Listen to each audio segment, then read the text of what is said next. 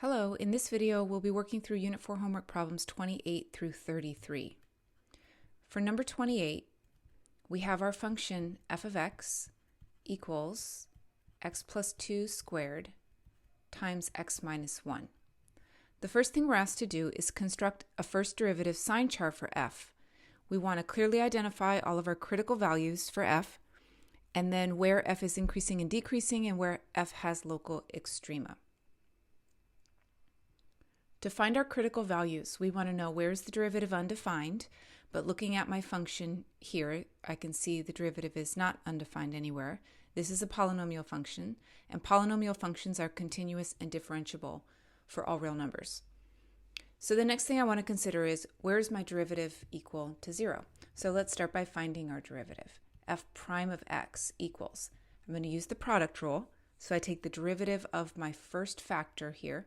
The derivative of x plus 2 squared is 2 times x plus 2 times the derivative of the inside, which is just 1. And then I multiply that by my second factor, so times x minus 1, plus the first factor, x plus 2 squared, times the derivative of my second factor, which is just 1. Now I have two terms here, and they both contain an x plus 2, so I'm going to factor out x plus 2 from each term. When I factor it out from the first term, I leave behind 2 times x minus 1. Plus, when I factor it out from the second term, I leave behind an x plus 2. Now simplifying, that's if I distribute the 2 here, I get 2x minus 2 plus this x here plus this 2 here. So 2x plus x is 3x. The negative 2 plus 2 is just 0. So my first derivative is 3x times the quantity x plus 2. And I want to know, where does this equal 0? So it's going to equal 0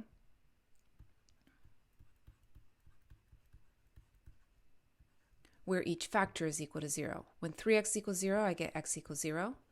And from the x plus 2 equals 0, I get x equals negative 2. Those are my critical values of f. We're going to use those critical values to make a sign chart. So I'm going to draw a number line. I'm going to place my critical values on the number line. So these are the critical values for f. These are the places where the derivative, f prime, is equal to 0. So at negative 2, f prime is 0. At 0, f prime is 0. Now I want to figure out if f prime is positive or negative for all the remaining numbers on my number line. So I use test points.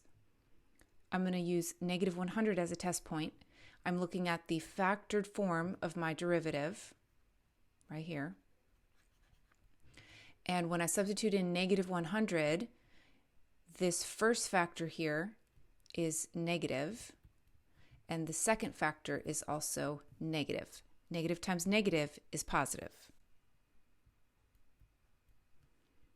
My next test point is going to be a value between negative 2 and 0. So let's just go with negative 1. Negative 1 plus 2 is positive. So I have a positive value multiplied by 3 times negative 1 is a negative value. Positive times negative is negative. And then my last test point will be positive 100. So here I'm going to get positive times positive, that's positive. This tells me that my function f is increasing from negative infinity to negative 2, decreasing from negative 2 to 0, and increasing from 0 to infinity. I can also see that I have a relative maximum at x equals negative 2, and I have a relative minimum at x equals 0. Okay, so we're going to write all of that out and justify our answers. So first of all, where is f increasing? F is increasing on the interval negative infinity to negative 2, union 0 to infinity, since f prime is greater than 0. Next, where is f decreasing? F is decreasing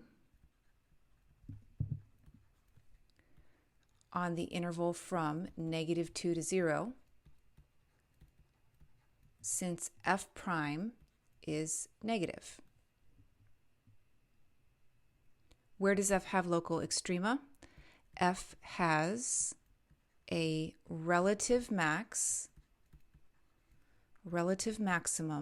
We can also call that a local maximum. So relative or local at x equals -2, since f prime changes from positive to negative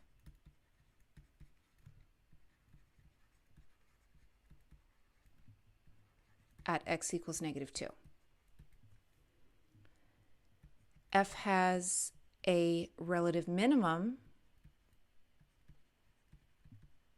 or we can also call that a local minimum,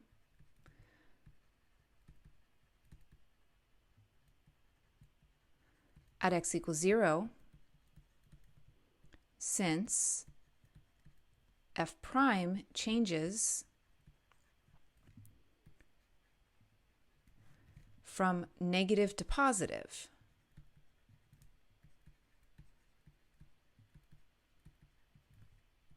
at x equals 0.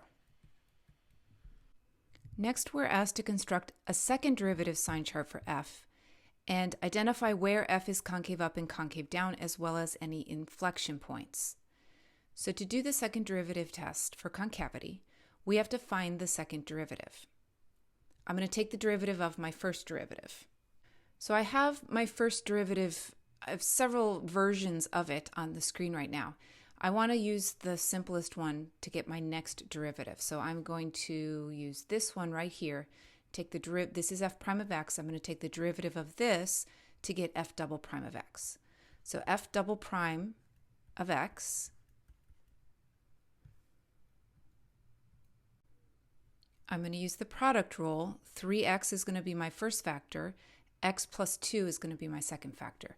So product rule says take the derivative of the first, which is 3, times the second, plus the first, 3x, times the derivative of the second, which is just 1.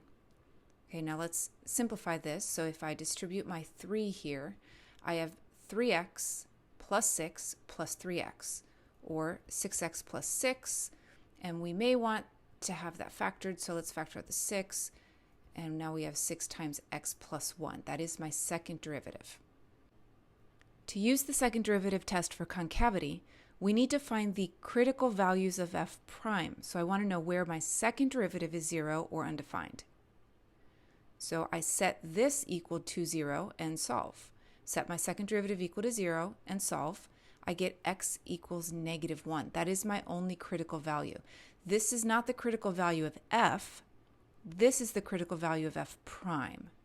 It's where the derivative of f prime is 0. So I'm going to make a number line and put my critical value on the number line. And notice this is all still the same problem, but when we did the first derivative test, our critical values were different.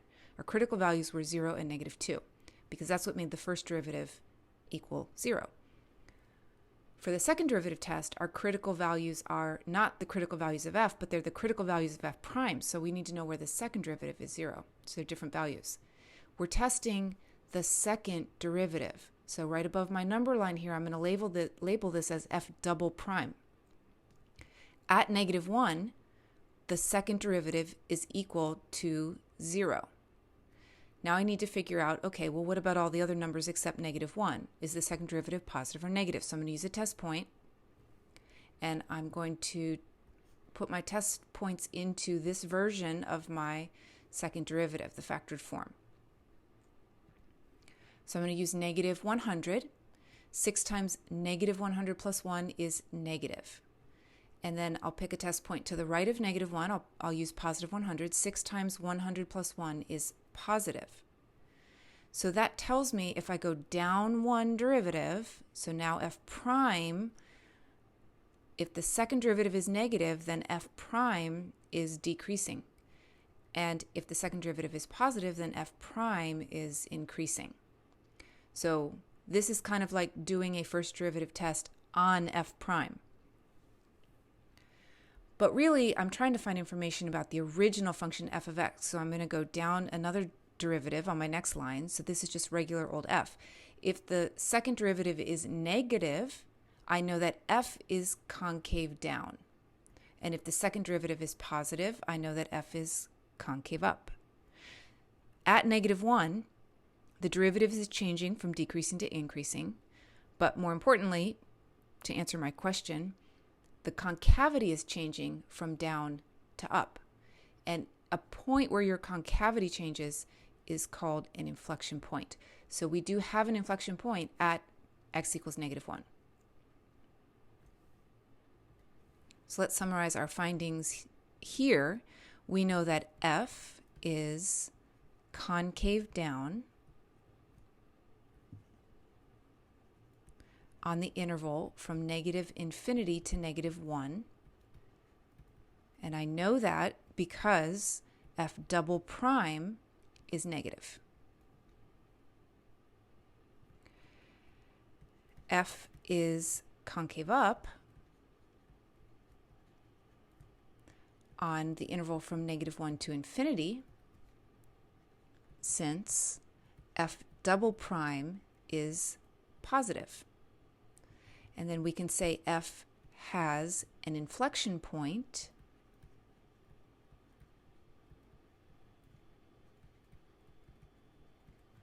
at x equals -1, since, and I know that's an inflection point because the second derivative changed sign. Since f double prime changes sign. So here it's not important to know whether we changed from negative to positive or from positive to negative. We just need to know that we have a sign change in order to conclude that f has a point of inflection there. Number 29, we want to find all points of inflection of our function. So part A, we have the equation y equals x times e to the x. To find the points of inflection, we're going to do a second derivative test for concavity. So I need to find my first derivative, and then I need to find my second derivative. My first derivative, I'm using product rule. It's derivative of x times e to the x plus x times the derivative of e to the x. I'm not going to bother to simplify that. Like I could factor out e to the x, for example, but since I'm not going to do a first derivative test and I'm not looking for the critical values of y, I'm going to go straight to finding my second derivative. For the second derivative, I take the derivative of e to the x, I get e to the x, plus, and then I take the derivative of x e to the x, which we found already when we took the derivative of y. So I know that's e to the x plus x e to the x. And now this one I am going to simplify. This is 2e to the x plus x e to the x, and we can factor out an e to the x, leaving behind 2 plus x. And the reason I factored that is because in order to do the second derivative test, we need to find the critical values of y prime. So I need to know where my second derivative is equal to 0. Setting each factor to 0, I get e to the x equals 0, but that has no solution. E to the x is positive for any value of x. So there is nothing that is going to make e to the x equal 0. Then we can set 2 plus x equal to 0, and we get x equals -2. So that is my only critical value. My critical value for y prime is just -2. So now I can place my critical value on a number line. And I want to know what the second derivative is doing at all real numbers. So at -2, my second derivative is equal to 0. If I use a test point less than -2, let's go with -100, I'm going to put that into the factored form of my second derivative. So -100, e to the -100 is positive, times 2 plus -100 is negative. A positive times a negative is negative. Then I'm going to use 100 as a test point. E to the 100 is positive. 2 plus 100 is positive. Positive times positive is positive. So now I know y prime is decreasing, then increasing, and I know y is concave down, then concave up. The question was asking me to find points of inflection, so I'm interested in knowing when the second derivative has a sign change, or when y changes from concave down to concave up, or concave down or concave up to concave down. So we have an inflection point here at x equals -2. X equals -2 is a point of inflection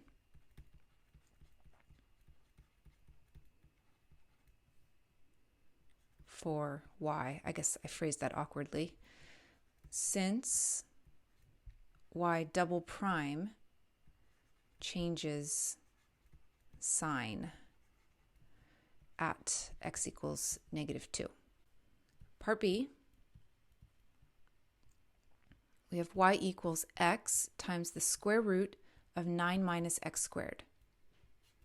Again, I'm just looking to see where do I have a point of inflection. So I'll take my first derivative using product rule. Derivative of x is 1 times my second factor plus the first factor times the derivative of the second factor. This is in the form of square root of stuff, so the derivative is 1 over 2 root stuff times the derivative of the stuff. Now I need to find my second derivative, and this is kind of a mess right now, so I'm going to simplify as much as I can before I move on to taking my second derivative. So square root of 9 minus x squared. And then in my second term here, I'm going to multiply the -2x times this x here. So I get minus 2x squared on top, 2 root 9 minus x squared on bottom. So the 2's are going to cancel out. So really I have minus x squared on top, square root of 9 minus x squared on bottom. And in my first term, I can multiply that by the square root of 9 minus x squared over the square root of 9 minus x squared. And I get 9 minus x squared over the square root of 9 minus x squared. So now my fractions have the same denominator. I can subtract my numerators and put them all over that same denominator. And that simplifies to 9 minus 2x squared over the square root of 9 minus x squared. That's still just my first derivative. Now I have to find my second derivative. I'm going to use quotient rule to find my second derivative. So quotient rule, we have to look at our numerator and our denominator. So quotient rule, derivative of the top, -4x, times the bottom, square root 9 minus x squared, minus the top, 9 minus 2x squared, times the derivative of the bottom, which is 1 over 2 times the square root of 9 minus x squared, times the derivative of the inside, -2x. All of that over the bottom squared, so 9 minus x squared. This 2 will cancel with this 2. I don't see a whole lot else I can do. But let's try and combine any like terms that we can here. So I have -4x times the square root of 9 minus x squared. And then in the second term, I've got this -x that I can distribute. So this -x right here gets multiplied by each of these. And I have this negative right here times this negative right here is just going to be a positive. So we're going to make those positive. So the 9 times the x is plus 9x. The -2x squared times the x is -2x cubed. That is over the square root of 9 minus x squared. And then all of that is over 9 minus x squared. Okay, so now to clear my complex fraction, I'm going to multiply this whole numerator by the square root of 9 minus x squared, and then multiply my denominator by the square root of 9 minus x squared. So I have to distribute this here to this whole term, and then distribute it here to this whole term. So when I multiply negative 4 root 9 minus x squared times root 9 minus x squared, I get negative 4x times 9 minus x squared plus, and then when I distribute it to the second term, this cancels with this. So then I just have 9x minus 2x cubed. All of that over 9 minus x squared times the square root of 9 minus x squared. And this, remember, is our y double prime. So my goal here, the reason I found y double prime, is because I need to know where this thing is equal to 0, where it's undefined. So even if I don't continue simplifying, I think I'm going to be able to tell now that it's all a single fraction, I think I'm going to be able to tell where it's undefined. So it's undefined whenever the denominator is 0. That would be wherever 9 minus x squared is equal to 0. So x equals plus or minus 3. And then I also have to figure out where it's equal to 0 by setting the numerator equal to 0. Okay, so I'm looking for critical values of y prime. That's going to be where my denominator is 0. So in other words, the second derivative is undefined. That's 9 minus x squared equals 0. When we solve that, we get x equals plus or minus 3. So those are critical values. But then I also have to set my numerator equal to 0. So let's go ahead and do some simplifying here. We can distribute this. Negative 4x times 9 is negative 36x. And then I have plus 4x cubed plus 9x minus 2x cubed. I want to know when that's equal to 0. I can combine these like terms. So I get negative 36x plus 2x cubed plus 9x. Oh, I didn't see that. I can combine the 9x and the minus 36x. So I get 2x cubed minus 27x. And I can factor out an x. I get 2x squared minus 27. So I get x equals 0, or x equals plus or minus the square root of 27 over 2. So now we've found our critical values for y prime.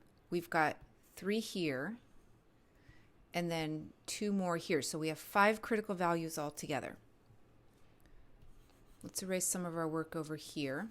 And we're going to place our critical values on a number line.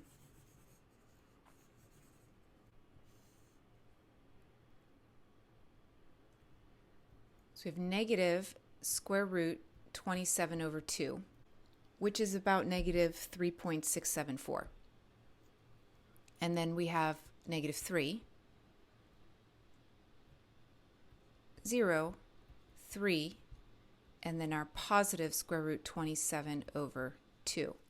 Now, if we go back to our original equation and consider what is the domain of this function, because we have the square root of 9 minus x squared, when we solve for domain, we know that 9 minus x squared has to be greater than or equal to 0, which means x squared has to be less than or equal to 9. Which means x has to be between negative 3 and positive 3. So any value greater than 3 is not in our domain. I can actually come back in and take that out of my number line. And then any number less than negative 3 is not in my domain. So I don't have to consider those values either. That's going to make testing our second derivative much easier. So I'm going to try and figure out now what is the value of y double prime for all real numbers between negative 3 and 3? Well, I know at 3 and at negative 3, my second derivative is undefined. If we go back, 3 and negative 3, that's going to make the denominator of my second derivative 0, which means my second derivative is undefined at those points. When x is 0, my second derivative is equal to 0. Now I want a test point between negative 3 and 0, so let's try negative 1. We're going to substitute that into our second derivative. So I'm looking at this whole equation here for my second derivative, putting in negative 1. Okay, we've got a lot going on here.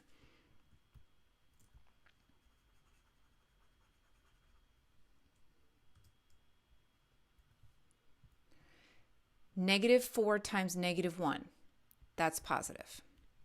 9 minus negative 1 squared, that's positive. Oh, but I have a plus here. I have a plus here, so my little positive negative shortcut isn't going to work out. I'm going to actually have to compute this or write it in completely factored form, one or the other. But negative 1 isn't too difficult to substitute in. So negative 4 times negative 1 is 4. Times 9 minus negative 1 squared, that's 8. So I have 32. Plus, and then 9 times negative 1 is negative 9. Minus 2 times negative 1 cubed is negative 2. So that double negative makes it a plus 2. So in my numerator, I have 32 plus 2 is 34. Minus 9 is 45. No, that doesn't make sense. 34 minus 9, 25. Okay, so 25 in my numerator. And my denominator, if I'm subbing in negative 1, 9 minus negative 1 squared, that's 8, times the square root of 9 minus negative 1 squared, square root 8. So 25 over 8 root 8, that is positive. So we'll go back to our number line, that's positive. And now I'm going to go back and substitute in a positive 1. So when x is positive 1, I get negative 4 times 1, that's negative 4. 9 minus 1 squared is 8. Plus 9 times 1 is positive 9. So positive 9 minus 2. So just minus 2 this time. So it's negative 32 minus 2 is negative 34. Plus 9 is negative. I don't really care what the numeric value is. I just know that it's negative. My numerator is negative. And then at 1, the denominator is 9 minus 1, so that's 8. And then the square root of 9 minus 1, 8. So my denominator is positive. I have negative over positive.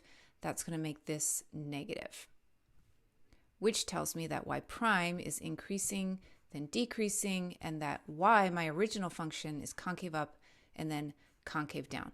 So after all of that ugly algebra, we find that we just have the one inflection point at x equals 0.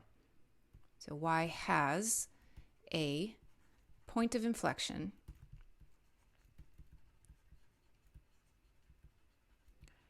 at x equals 0, since y double prime changes sign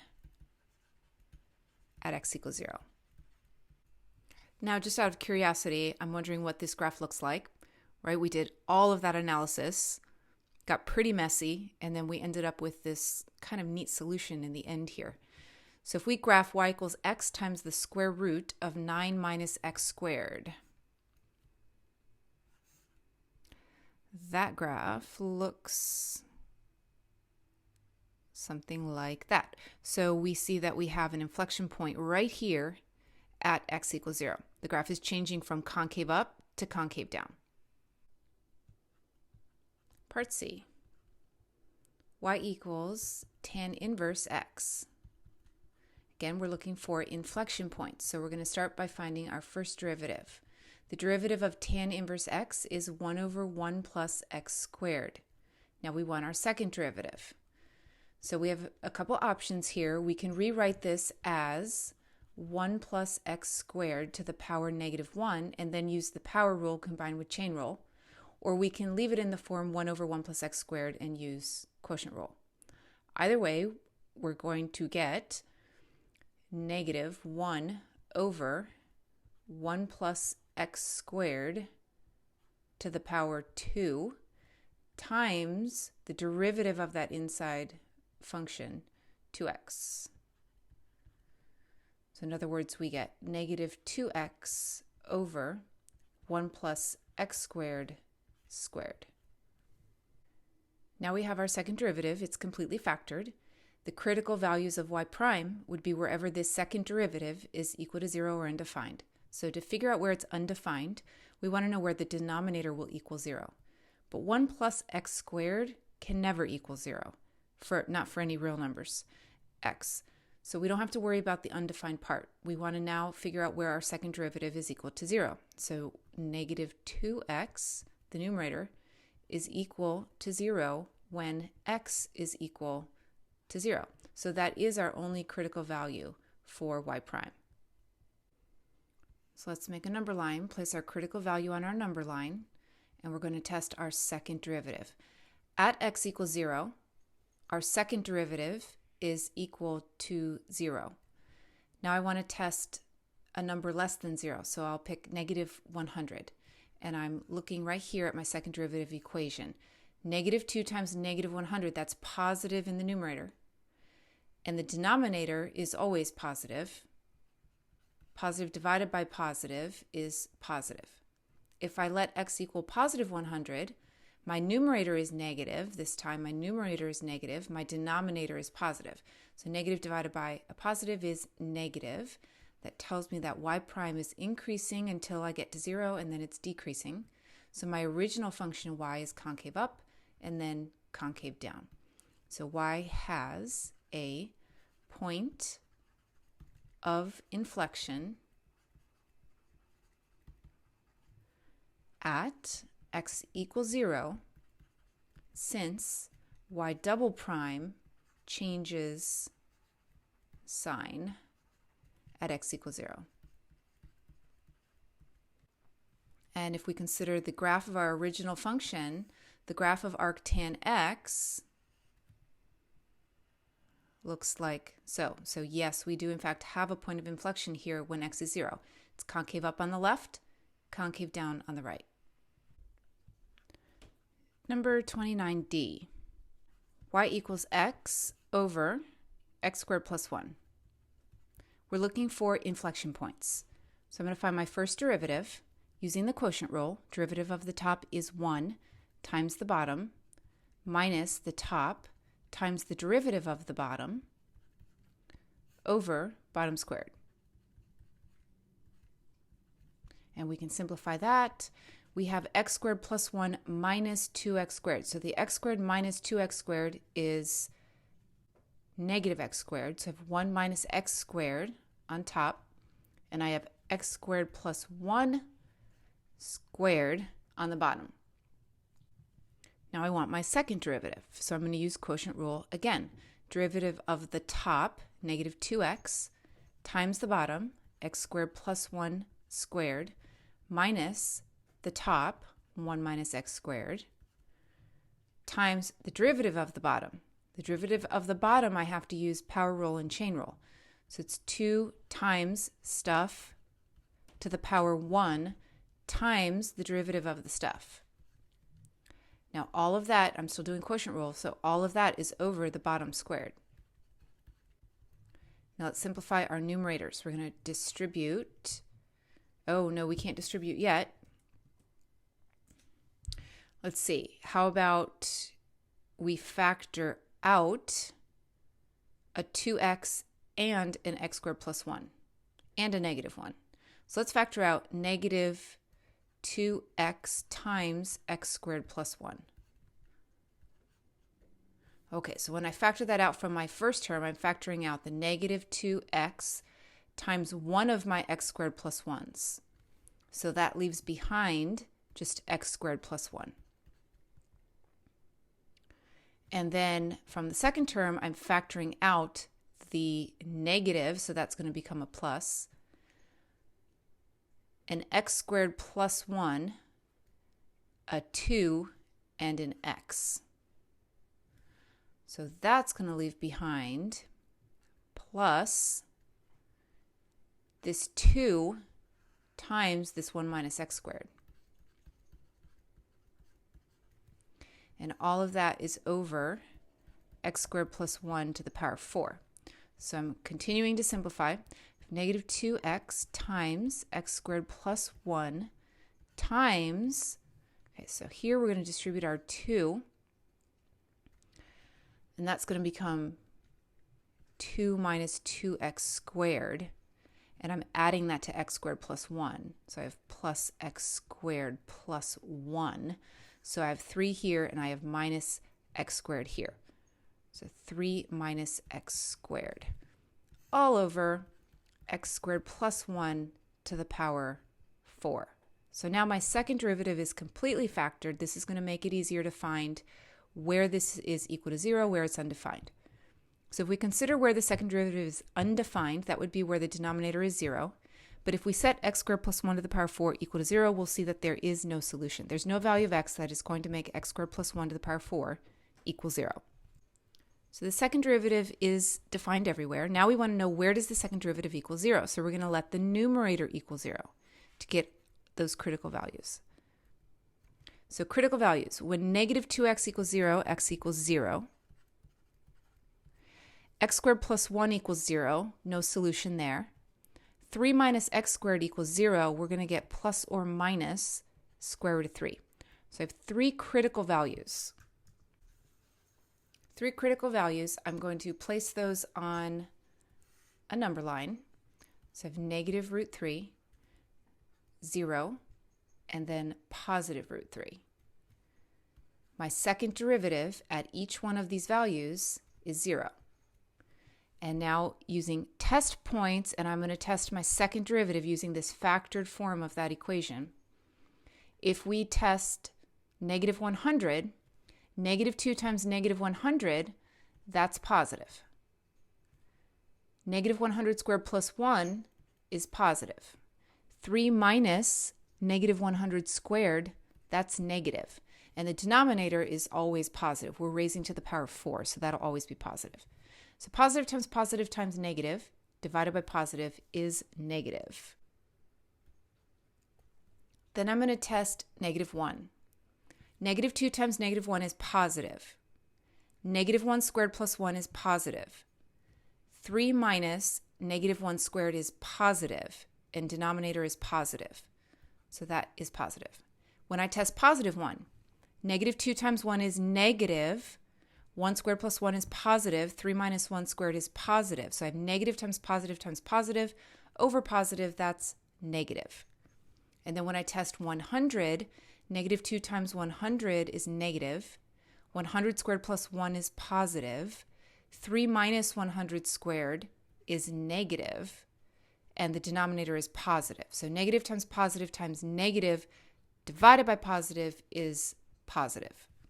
So y prime is decreasing, increasing, decreasing, increasing, and y, my original function, concave down, concave up, concave down, concave up. So I have 2 points of inflection, 2 places where the second derivative has a sign change. So we can say y has points of inflection at x equals plus or minus square root of 3, since y double prime has a sign change at these values.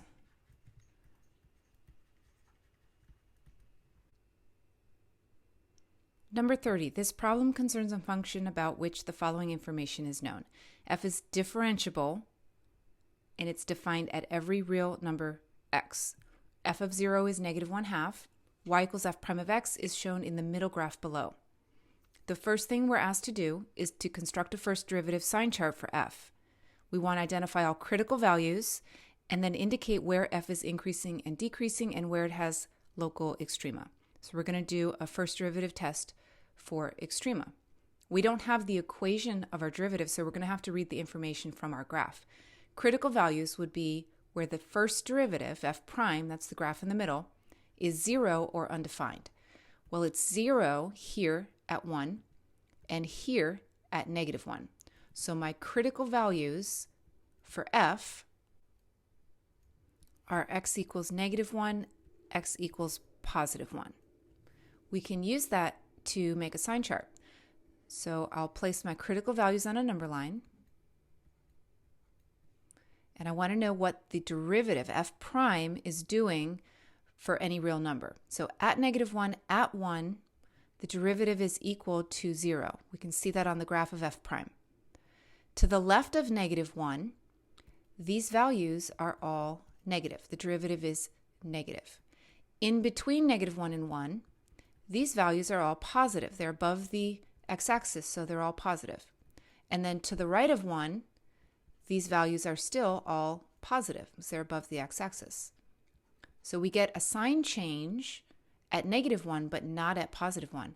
This tells me that f is decreasing from -infinity to -1, increasing between -1 and 1, and then still increasing from 1 to infinity.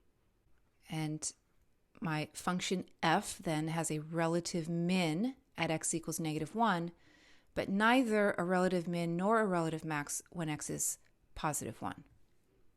So let's summarize. F is decreasing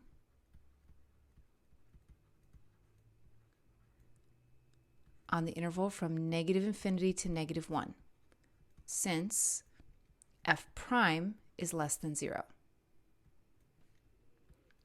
F is increasing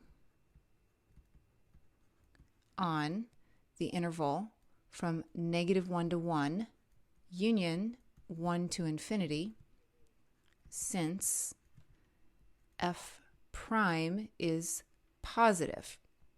Now the reason I'm splitting that at 1 is because when x is equal to 1, the derivative is not positive. The derivative is 0. And so if my justification for increasing is that f prime is greater than 0, I shouldn't include 1 because the derivative is not greater than 0 when x is 1. Okay, then we can say f has a relative min, or a local minimum, at x equals -1, since f prime changes from negative to positive.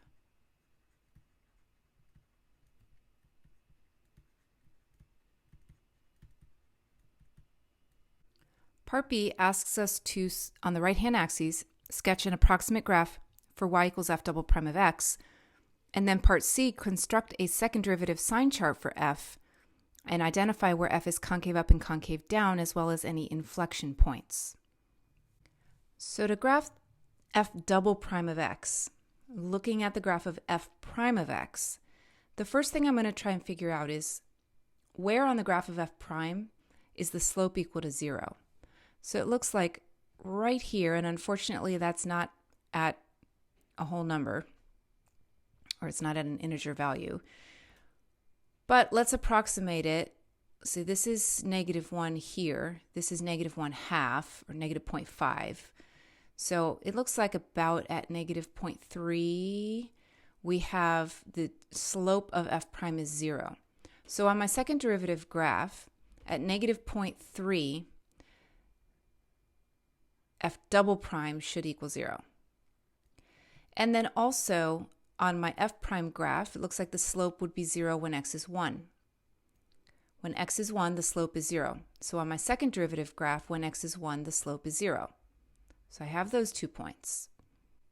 Now my first derivative graph is increasing until I hit -0.3. Then it's decreasing until 1, and then it's increasing. So that means the slope of this graph is positive until we hit -0.3, and then negative, and then positive. So when I graph f double prime, I have to graph it positive, negative, positive. So above the x-axis, below the x-axis, and then above the x-axis. So it's coming down from above. It's positive, and then right here it changes from being positive to being negative. And I don't have a really good indication of the scale. If I want to know how far down to make that minimum value here, I would have to identify the slope right here. Like, where is the slope the most negative? And I'm just guessing that looks probably like negative 1/2. The slope looks like it's about negative 1/2 at this point right here. So at this point right here, I'm going to make the slope equal negative 1/2. Okay, so this should look like that. Okay, that's a really bad parabola. Let me try that again. Sort of like a parabola, coming in here, here, and then going up from here. So that's an approximate graph for f double prime. Now we're asked to make a second derivative sign chart. So we'd want to know the critical values. Where does f double prime equal 0? Where is it undefined? Well, it's not undefined, but it does equal 0 in two places. It equals 0, and we estimated that to be about negative 0.3, and then the other one at positive 1. Those are the values where my second derivative is equal to 0. To the left of negative 0.3, my second derivative is positive. In between negative 0.3 and 1, my second derivative is negative. It's below the x-axis, it's negative. And to the right of 1, the second derivative is positive, above the x-axis. So that should mean that f prime is increasing, then decreasing, then increasing, and that is what we see on the graph of f prime. It's increasing until we hit negative 0.3, then it's decreasing until 1, and then it's increasing. So that tells me my original graph is concave up until I hit negative 0.3, then concave down until I hit 1, and then it's concave up again. So f is concave up on, so we'll say the interval from negative infinity to negative 0.3, union 1 to infinity, since f double prime is positive. F is concave down on the interval from negative 0.3 to 1, since f double prime is negative.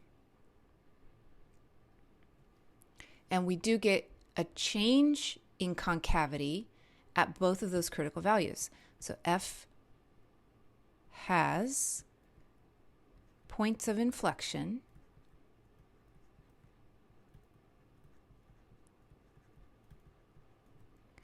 at x equals negative 0.3 and x equals 1, since f double prime changes sign.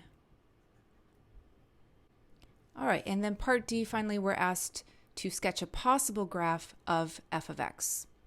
So the clues we have about f of x have to do with concavity.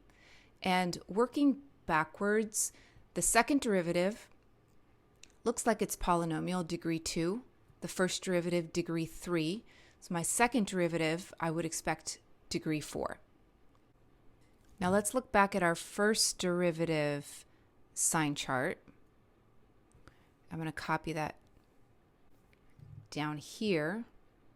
So I had f prime was negative 0, positive 0, positive around the critical points negative 1 and 1, which told me that f was decreasing, increasing, increasing. So we had relative min at x equals negative 1, and then we have an inflection point at positive 1. Now the original problem also told us right here that f of 0 equals negative 1/2. So when I sketch the graph of f, That's 1 point for sure that I know is on the graph. 0, negative 1/2. So f passes through this point. And what's happening at 0? Well, 0 is not one of our critical values. So at 0, I can see that my function, if I look right here, at 0, I can see my function is going to be increasing at that point. So I'm going to pass through that point, increasing from left to right. I have a relative min at negative 1, and that's going to be coming up from below. So I don't know the y-coordinate of that relative min, but at negative 1, my function f is changing from decreasing to increasing. So I'm going to draw, it's coming up sort of like that, and that's the turning point. I don't know anything about x-intercepts of f. I just know that in this interval, I'm concave up. I'm concave, oh, I didn't consider that. Over here, okay, I know f is concave up until I get to negative 0.3. So right here, I have a change point. My inflection point is going to be right about there. So I want to draw that a little bit differently because I'm going to be concave down after that point until I get to positive 1. So concave down through here, changing at this point of inflection right here, concave up to the left of that. So we'll go up this way.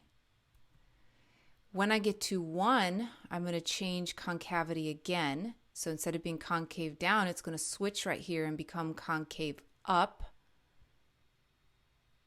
But it's not a max or a min. It's just an inflection point there. So let's check and make sure this matches our clues here. So we should be decreasing until negative 1. Negative 1 is right here. So yes, decreasing until negative 1. Then we turn and we're increasing until, well, we're just increasing after that. At 1, we have an inflection point. Okay, and then over here, I can check concavity of f. F should be concave up until negative 0.3, and then concave down until 1, and then concave up after 1. So that works. Here's our graph of f. Here's our f prime, and then on the right, we have our f double prime. 31, suppose that g is a differentiable function, and g prime of 2 equals 0. Well, if the derivative is equal to 0 at 2, that means 2 is a critical value of g. In addition, suppose that for x values between 1 and 2 and between 2 and 3, we know that g prime is positive. Does g have a local max, local min, or neither at x equals 2 and y? Well, we can do a sign chart and consider the first derivative, and this is g, not f. So g prime is equal to 0 at 2. Between 1 and 2, g prime is positive, and between 2 and 3, g prime is positive. So that means g is increasing until 2 and then still increasing between 2 and 3. So it is neither a local max nor a local min, since g prime does not change sign at x equals 2. Part B, suppose that g double prime exists for every x between 1 and 3.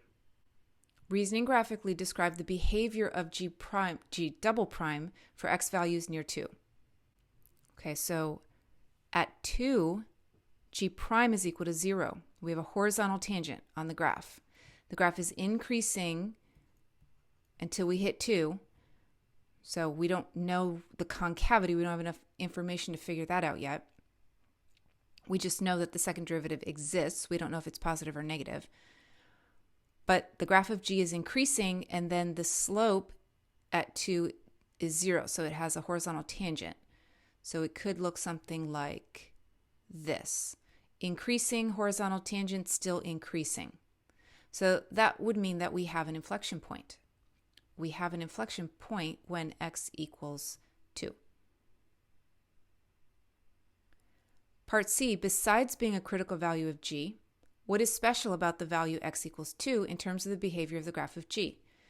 What's special about 2 is that it also happens to be an inflection point. Number 32, let p be a function whose second derivative is p double prime of x equals x plus 1 times x minus 2 times e to the negative x. Construct a second derivative sign chart for p and determine all inflection points of p. So we need to find our critical values by seeing where does the second derivative equal 0, where does it not exist. It exists for all x, so we just have to focus on where does it equal 0. It's going to equal 0 at x equals negative 1 from this factor here, at x equals positive 2 from this factor right here, and then e to the negative x is never equal to 0, so that is not going to produce a critical value. So we have critical values at negative 1 and positive 2. Negative 1, positive 2. At those values, p double prime is 0. Now let's test the second derivative at the other real values on our number line. At negative 100, negative 100 plus 1 is negative. Negative 100 minus 2 is negative, and e to the negative 100 is positive. E raised to any power is positive. So negative times positive is positive. Then I can pick a test point between negative 1 and 2, so let's try 0. 0 plus 1 is positive. 0 minus 2 is negative. E to the negative 0 is positive, so I have positive times positive, that's negative. And then let's try 100. 100 plus 1 is positive. 100 minus 2 is positive. E to the negative 100 is positive. So I have positive times positive, that's positive. So that tells me that p prime is increasing, decreasing, increasing, and that p is concave up, concave down, concave up.